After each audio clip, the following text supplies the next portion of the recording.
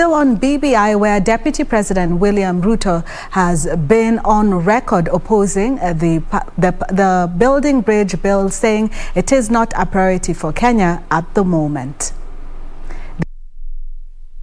Leading a team that claims the bill is being pushed to reward certain political cronies at the expense of millions of poor Kenyans. The DP has got the support of some Cleric, who say the bill will burden the already struggling Kenyans at a time the nation is battling the coronavirus pandemic. Section of political and religious leaders and civil society groups have expressed their opposition to the constitutional changes through the BBI bill. The group terming the BBI process as a crafty way to overhaul the constitution, which has not been fully implemented.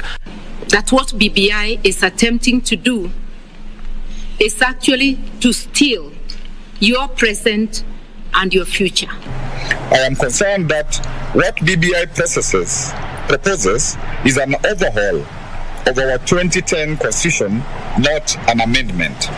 Importantly, I'm concerned that it is either deceptive or burdensome. For me, BBI is really about taking Kenyans backwards. And if we were to use the analogy that all Kenyans like, that they are going to Canaan, BBI is about taking Kenyans back to Egypt. Their argument is that the BBI referendum bill is allegedly not the will of the people, but is based on the changing political and socio-economic interest of a few. Certain civil society groups terming the Building Bridges Initiative bill a state project and illegal, since the constitution only provides for two processes of initiating its amendment, either through parliamentary initiative or the popular will. But the way they did it, they have gone the popular initiative way, which is reserved for the ordinary citizen.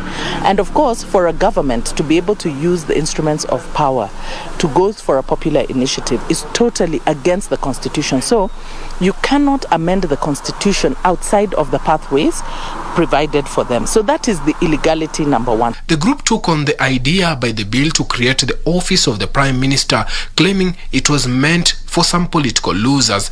Recommending the appointment of the Ombudsman to handle the issues of the judiciary.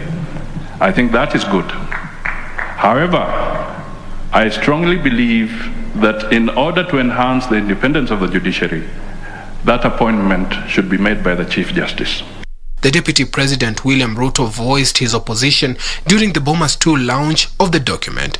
It is my humble submission that as we discuss inclusivity around us, the leaders, we must have a candid, open discussion on inclusivity about the millions of Kenyans locked out by poverty and unemployment. We must discuss how they are going to be part of the Kenyan society. And so the promoters of the bill played reggae as the opponents looked at every way to stop the tune from playing. The coronavirus pandemic offering a reprieve to those against the bill as the countrywide rallies were stopped. If the reggae is what we are seeing, the ethnicity that is being preached in BBI rallies, and the ethnic profiling of communities, and the hate and the campaign one community against another, if that is the reggae they are talking about, my friends, reggae will stop.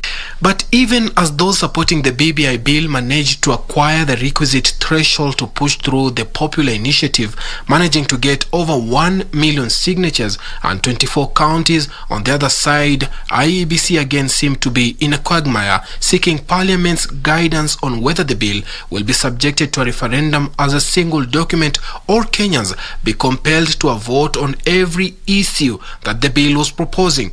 And when the High Court finally put the brake on the bill, those opposed to it said heaven had answered their prayers.